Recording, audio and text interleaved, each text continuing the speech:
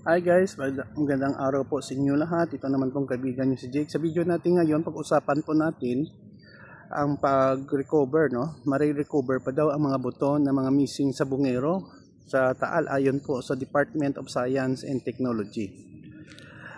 Kung bago lang kayo sa channel ko at gusto nyong video na ito, paki-like lang po, share, and huwag kalimutang mag-subscribe.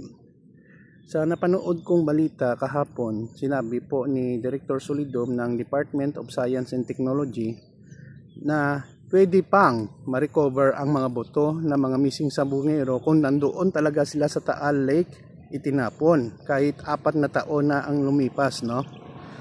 Kasi guys, according sa kanila, sa DST, ang buto naman guys hindi naman nalulusaw. Karamihan po guys ay ang mga laman ng tao. Kaso ang tanong, gaano kalalim ang Taal Lake? According sa kanila, mga 100 meters daw. Medyo malalim po siya.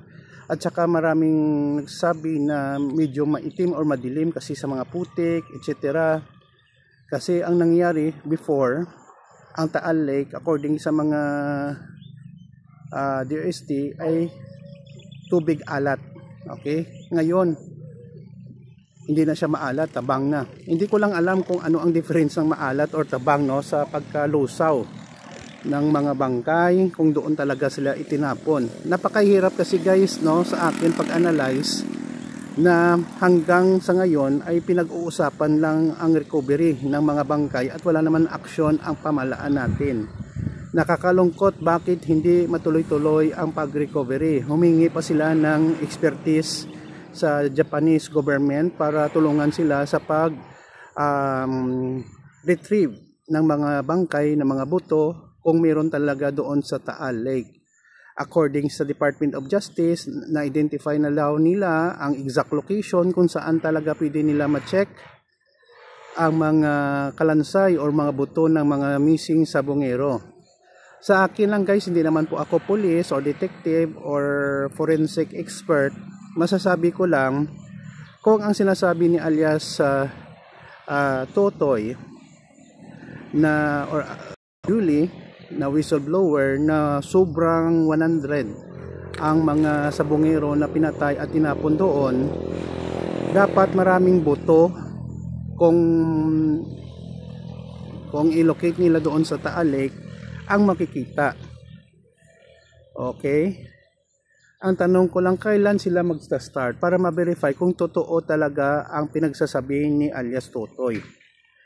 I'm not defending Mr. Charlie Atong ang mga pulis, Gretchen Barreto, or sino pa ang mga involved sa mga missing sa Bungero. Pero sa akin lang, the accuser is the one who will provide the evidence kung totoo talaga nandoon talaga sa Taal Lake ang mga missing sa Bungero, ang kanilang mga bangkay.